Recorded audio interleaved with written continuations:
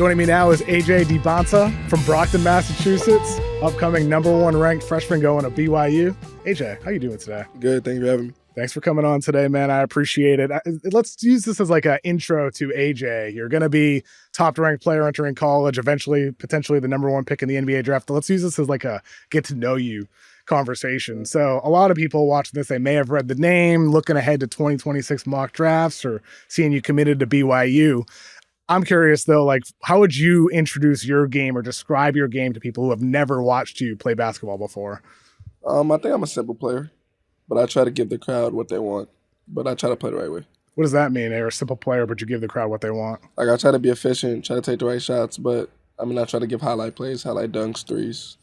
Let's go through, like, some scouting report basics. How tall are you? How long is your wingspan? I'm listed at 6'8", but my dad claims I grow every day. Really? You did look taller to me. Yeah. Like, when you first walked in, I've been around 6'8" people. You looked more like 6'9" to me. Yeah. You haven't been measured, though? I haven't measured myself in a couple months. So I might be 6'9" now. And that's without shoes? Without shoes. What's your wingspan? 7'1". Okay, and you use that wingspan a lot defensively. Yeah. To me, like, when I watch you play, like, you grew up in Brockton, Mass. I grew up in Brockton, Mass. We watched the Celtics growing up. You remind me, mindset-wise, trash talk-wise, of KG defensively. That's I never heard You talk. I never heard that one before. Never? No. No? The mindset? No, I never heard it. Never heard that? No. I'm not talking game-wise. I'm talking like this dude's an MFer on the court. No, he is. But nobody's ever said that to me. No. Do you view it as a compliment? It is a compliment. Okay. He's one of the best trash talkers in history. Have you always been a trash talker? I'm not really a trash talker. You just get emotional. Yeah, Stare downs after a dunk. I'm passionate. But if you talk to me, I'll talk back. I see. I think with you offensively, a lot of people will compare you to like a T-Mac as a classic NBA player. Are there anybody that you would bring up yourself as a comparable for yourself? Yeah, I think T-Mac was probably the most accurate one I've got. But I like Kawhi. I like Paul George. Those three. I take it's and bits from a lot of people. I watch a lot of film. Kawhi for the two-way. Yeah. Paul George, I don't see as much. Paul George is two-way, but he's cool when he plays. He's very smooth. So he's so I'm smooth. not as smooth. No, I'm not as smooth. But you use the way you move on the floor. Like, to me, you remind me of like a taller Shai Gilgeous-Alexander, herky jerky. Don't know what's coming. That's whose film I've been watching a lot. You've been watching a lot of SGA. A lot of Shai, a lot of T-Mac. What do you like about SGA's game? He plays at his own pace, and he does the same 3 moves, and it works every time. So it's not really. It's a lot. It's simple. He uses 3 moves. And with you, you're what, 3-4 inches taller than him. Exactly. More size. You still have a good handle as well. Do you feel like your handle's tightened up a bit in recent years? It definitely tightened up from recent years, but it can definitely improve still. Because we're talking about Paul George being fluid, SGA being more herky jerky. Mm-hmm. Have you always recognized that style in your game, or do you want to get more smooth on the floor? No, I think I want to get more smooth. Mm-hmm. It just looks better for to the open eye. Yeah. So. Does that matter though? If it works? It's working for me, but also you want to give what the fans want to see. I see. So you like being a crowd pleaser. Yeah. I see. Have you always been that way? Yeah. I see. What is that? What is it about it? Why? I don't know. I'm just naturally I've naturally been a exciting player. So that's been my style of game. So I just like giving the crowd a show. The exciting plays, big dunks in traffic, defensive intensity, great shot making, contested shots. What are we're talking about some of the highs of your game. What are some of the areas that you feel like you need to improve at? 3-point percentage. I should be 40s or higher. What is it now this season? Approximately? It should be mid or high 30s. Right now? 35 plus. What about from the free throw line? How are you right now? Actually, I improved. I was at 90 at the beginning of the year, then I went to 70. I don't know why I kept on missing. So maybe now you're towards the middle? I'm probably 80 right now. Okay, I see. Yeah, that needs to get better. Turnovers, just cut down on turnovers. Mm-hmm. I'll be playing. It'll cut down eventually, but I have the ball in my hands a lot. If you could download any one skill from an NBA player, past or present, what would that be and why? I might as well take LeBron, right?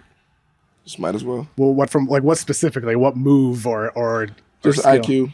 Mm-hmm. He can see the game before. I can see it before it happens, but he can see it 3 times as much as I am seeing it. Is it Victor Wembanyama was, interviewed for NBA All-Star Weekend, and they asked him who's the most underrated NBA player, and he said LeBron James, which is kind of an unusual thing to say when you're talking about one of the greatest players ever. He says he's underrated. I kind of agree because look at what he's doing at 40 years old. That's not everybody knows he's doing that. He's not underrated though. But underrated. Everybody says that he shouldn't be doing this at 40. But there's certain people who have him ranked as the 15th best player in the NBA. He's better than that at this point.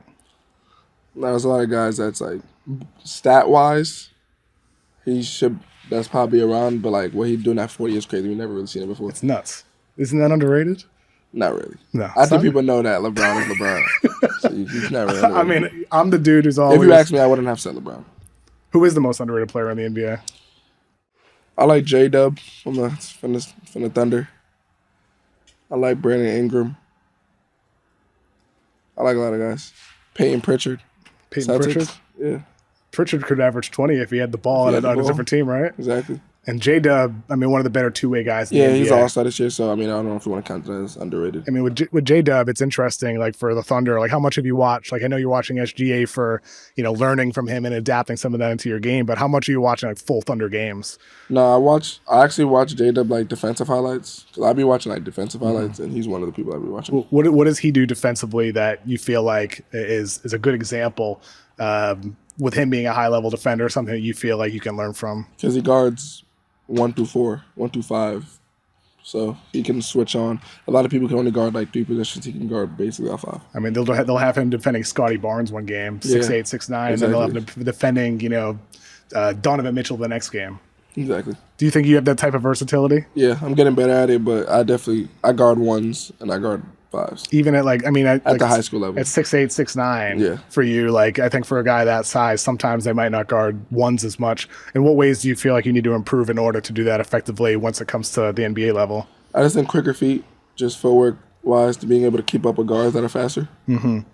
So is that something that you feel like just comes over time with physical training, or is it more technique?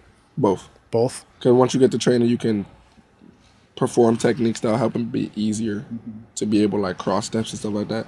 I can fit in with bigs because they're not as fast as me, but I'll naturally get stronger over the years and I'll be able to bump back. What are some things specifically that you're working on right now with your game?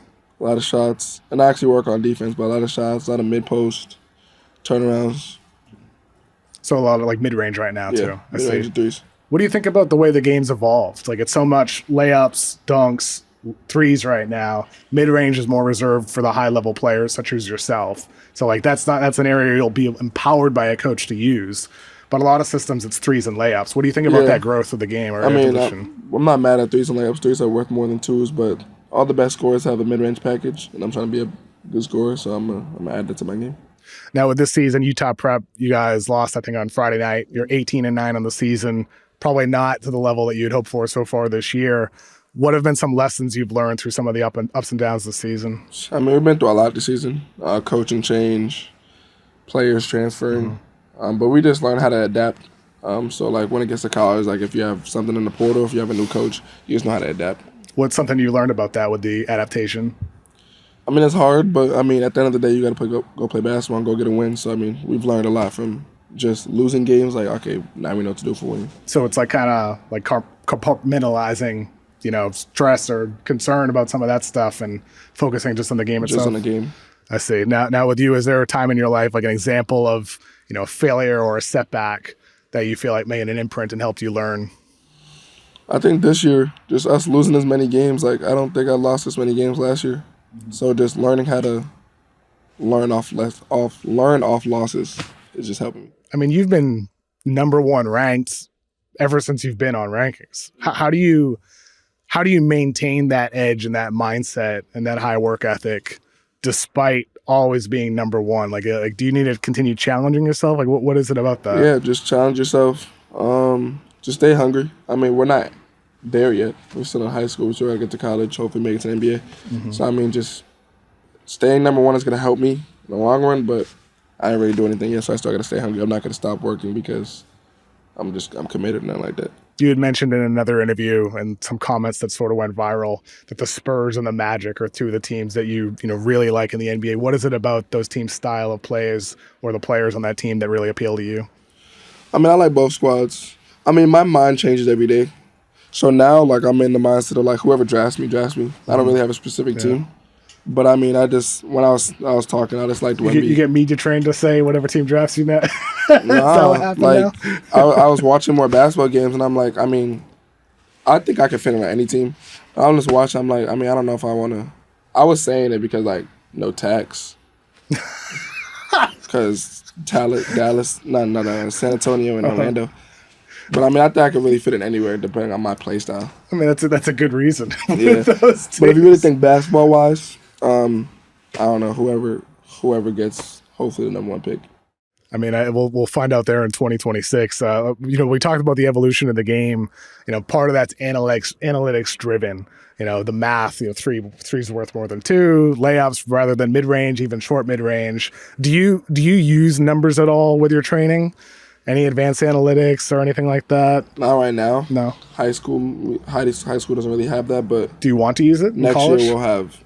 Yeah, next year we'll have it. Has BYU kind of like teased some stuff that you might be able to use next year when you're in their system? So our analytics guy is actually from the Phoenix Suns. So okay. I'll have a lot of insight early. I see. So you're looking forward to having some numbers then. Yeah. But why is that? Like, how do you think it would help inform the way you're going to continue improving over I mean, I years to never come? used it, so I mean, we'll see if it helps or not. If it doesn't really help, I mean, I probably won't use it. I mean, because I know like my strengths and whatnot. So I mean, if I'm missing shots, I know I can make. I'm gonna still shoot those shots. Mm-hmm. Now you announced your decision with Red Bull. You get the hat on right now. You go in there next season. Yegor Denham right now is their top freshman, could end up a lottery pick. Do you have any expectation that he could come back, play with you next season? If he's a lottery, I would expect him to leave. Mm-hmm. I would too. But if he wants to stay, we can go make a run next year. I mean, I do feel like BYU, like when you were on with Stephen A. Smith, he was kind of shocked that you went to BYU and didn't go to a college powerhouse like a UNC, a traditional school like that. Were you surprised by the reaction? Not really. No. Why not? Because it's BYU?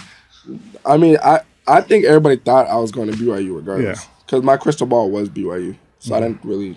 So the whole time for you is BYU? Yeah.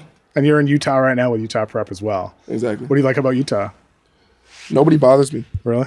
Yeah, I'm in Hurricane, Utah. Nobody knows where that's at. Nobody? Nobody. You're 6'8". Nobody says, do you play basketball when you go in an elevator? Yeah, but that's like, they don't have no idea who I am. They just ask me, do I play basketball? So you like to be anonymous? Yeah. Is that part of the reason with staying with BYU? Yeah. No distractions. I see. I mean, because like where certain other schools, there's the parties and people on your DMs and all that. BYU's got that honor code, that culture, everything there. So that's part of the appeal. Yeah. I wouldn't have done it at another school anyway, but it's going to be way easier to do it at BYU. Interesting. I see. And with them, I mean, it's interesting with college nowadays with the NIL. The amount of money that players can receive it's not quite what like the number 1 pick can make, but it's a lot. Do you think there could be a world in which, whether it's you or somebody else, that you see like a top potential number 1 player stay another year in school? Even Cooper Flagg this year had mentioned he's like, I want to stay at Duke. I don't think he will, but I'd imagine that because of the NIL money, that option could be more realistic for a lot of players of your caliber. I don't think so, because I think the number 1 pick money is just gonna keep going up way rather than NIL money for sure. And plus, the NBA is ultimately the dream. Yeah, so I don't really think that will. Do you think players should be able to go straight from high school to the NBA? I mean, if they feel like they're ready, I was gonna go to college regardless. But if someone feels like they're ready, you can go test that. Really, out. You would have regardless. Yeah. How come? I told my mom in like 5th grade I was gonna go to college. I see. So keeping that promise. Yeah. I see. Who was your biggest influence as a kid? You mentioned your mom. Yeah, my mom and dad. Mom and dad? Yeah. Your dad's here right now? Yeah. In what way was he an influence? I mean, they're just both immigrants. My dad's from Congo, my mom's from Jamaica. And they just came and just raised 3 kids, instilling like discipline, God. Everything's like earned, not given. How old are your siblings? My older sister is 21 and my younger sister is 16 now. And you're how old? I'm 18. 18 years old. When do you turn 19? Next year. Next year. Okay, so you turned 18 just recently. Okay, yeah. I see. And with your parents, you guys were landed in Brockton, Mass. We're both from Brockton. Yeah. How would you describe Brockton? Like your first day of school at BYU, everybody's introing each other like, oh, I'm from this place. I like these things. It gets to you and you say, I'm from Brockton. They ask you to describe Brockton. How would you describe it to somebody who has no idea what it is? A cool city. We got some legends. We got Rocky Marciano out there. We got Marvin Hagler. But I mean, it's nothing really special about Brockton. It's just like, if you're from there, you're from there. Everybody knows about Boston. I mean, Brockton's like a not well-known city. It's only a well-known city if you're from Massachusetts. Originally, the nickname of the city was City of Champions. I mean, we are. Yeah. Rocky Marciano, Marvin Hagler, potentially AJ We're always the Dybantsa. City of Champions. I think Brockton has one of the most championships from Massachusetts. So, I mean, you can't really hate on a name. When people talk about Brockton, it's always boxers. Yeah. Do you want to change that? Make it about basketball? Yeah, for sure. That matters? Yeah. Why is that? I mean, I don't know how long ago Rocky Marciano and them played, but I mean, we need other sports. Boxers is cool. They have statues and all that, but we gotta have basketball, we gotta have football. In my podcast background, I got two bobbleheads. I got a Rocky Marciano and a Marvin Hagler behind me. Yeah. I need an AJ. Yeah, you need an AJ. Is there a bobblehead of you that exists? I don't have a bobblehead yet. No bobblehead yet? No. Commission one of those. Get a little Red Bull hat on there, right? Yeah. That's possible. Maybe I'm sure someday the team you get drafted to or BYU, they'll make a bobblehead of you. Yeah, I'm sure. Do you look for, I mean, you talk about, I'm curious, you talk about liking Utah because the lack of attention. Nobody knows you. That's going to change. What, BYU? It's going to change. I mean, it's going to change in BYU. It's going to change with the NBA as your stardom increases, where everybody's going to recognize you at some point. Yeah. If things work out the way you want it to work out. Yeah. I mean, I'm just the way I was raised. I'm just chill, low key. I'd rather be behind the scenes than in the scene, but I know that the profession I'm chasing requires that. So I'll deal with it, and I'll be happy to deal with it. But right now, I'm taking full advantage of not being. What do you like to do behind the scenes? Sleep. Okay, you like to. I mean, who doesn't like to sleep? You get something wrong with you if you don't like to sleep. You need sleep. Yeah. Sleep and eat. Like eating at home. Eating at home, eating out. My family. What type of food do you like the most? Seafood boils. Seafood. Okay, I see. Do you cook yourself? No, I don't cook. No. Are you ever gonna? I used to cook. I used to me and my sister used to have cook-offs, and then I started getting lazy. Yeah. Well, I mean, when you're an NBA, you got NBA money, you'll have a pro chef. Yeah, I can't wait because I stopped cooking. I mean, you won't ever have to learn to cook, really. Yeah. When that time comes. So, what about video games? Surprisingly, I'm probably the only hooper that doesn't really play video games. Not at all. Why? Waste of time. It's just boring to me. Boring. And in quarantine, I used to sit on the game. After I used to play basketball, I used to play Fortnite and all that, but it started getting boring. Why is that? Is it because basketball's a game? There's other games that you're playing that are bigger than that. I mean, yeah, I'd rather play basketball than play basketball on a TV. For sure. I mean, I think that's probably goes without saying, right? Yeah. It's probably not even comparable. Yeah, but I mean, people find it fun. You can find it fun. Me personally, I don't. I mean, what do you watch movies? No, I fall asleep. No. Yeah, I'm just boring. Music? I listen to music. Do you play any instruments? I used to. Not anymore. It's got boring. Yeah. What instruments did you play? I played trumpet. Trumpet's boring, right? Yeah, I played trumpet in elementary. Your dad make you play trumpet? I don't even know how I got into that. I think I volunteered, and then I ended up I don't know why I volunteered. What about guitar? Something cool instrument. No, there wasn't no guitar at school. You had to do trumpet, trombone, saxophone. Singing? No, I don't. No. I'd be having concerts in the shower. And everybody's shut the door. Yeah, I don't shut up. Singing, no, you're not a good singer. I think I can sing. Good singer in your head. Yeah, in my head, I be rapping in my head. You're like the people who try out for American Idol. They think they're a good singer in their head. I wouldn't try out for American Idol. No. I'm realistic. You do the voice. Not even that. No. America's Got Talent. My house. Okay, I see. So what else do you do? Is it just basketball and sleep? Yeah, That's it? Books and ball. Books.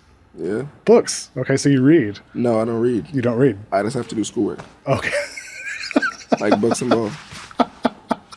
So just the books are to get by right now, but the books is school. I see. I just use of course. it as a 2Bs. Of course. Yeah. Yes. But ultimately, you seem hyper focused then on the dream. I am, but I'm also just a boring kid. I don't really like doing anything. I see. Except basketball. Yeah. What do you love about basketball? I don't know. I'm just a natural competitor. I have 2 sisters, so I just grew up just I need to beat you. Did they play too? Well, no. Okay.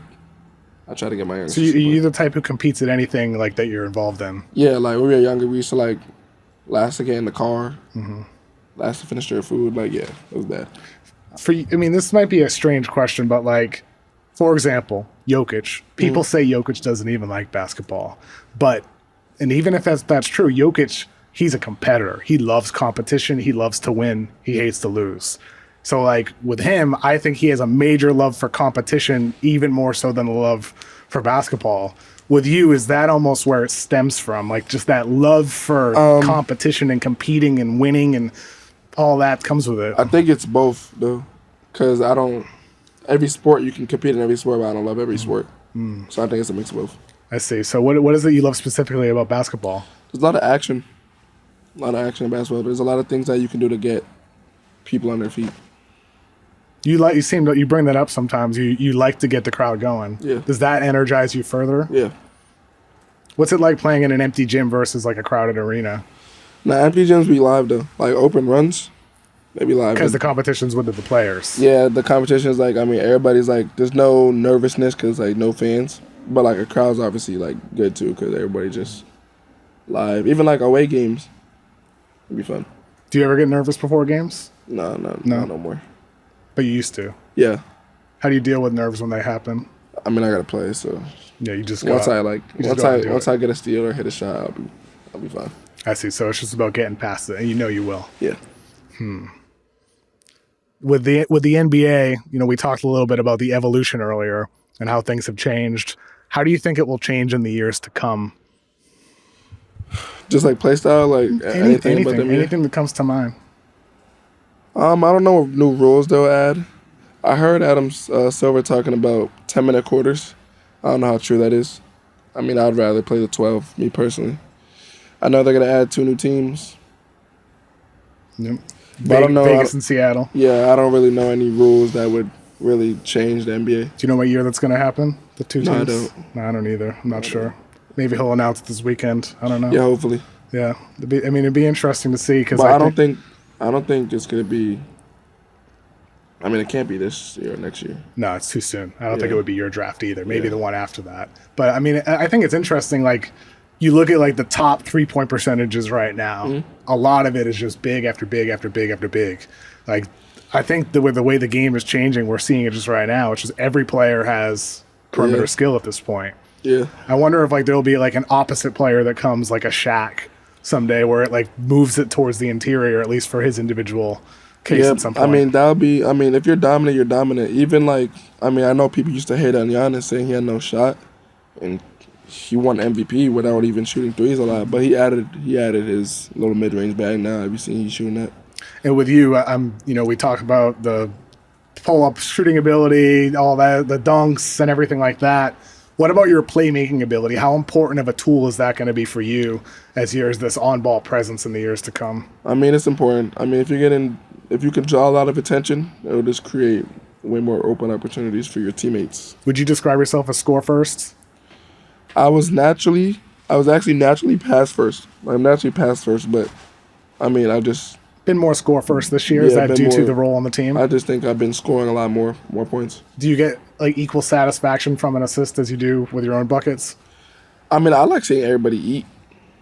Makes the game more fun, but I mean, if the game requires me to score, I'll go score and go trust myself to go score. So it's more like you have the mindset like you do what the team needs. Yeah. And that's partially why I'm sure you play the way you do on defense. Yeah, like exactly. like I said, you are like an MFer on defense. Yeah. Like the hustle just never stops. Yeah, I try. It's kind of rare. I be tired though. I try to. So you play through the tiredness? Yeah.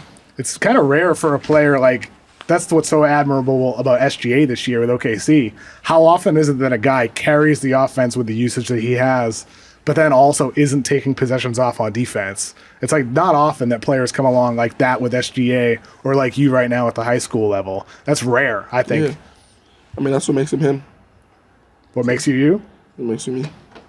Do you view yourself as like undoubtedly number one prospect in your class? Yeah, I always bet on myself if you ask me that question. Without a doubt. Yeah. That's going to stay? Yeah. There won't be any questions in the 2026 NBA draft with you at number one. I'm always bet on myself. I think that's a fair thing to do, AJ. Yeah. Appreciate you joining me today, Thank man. you.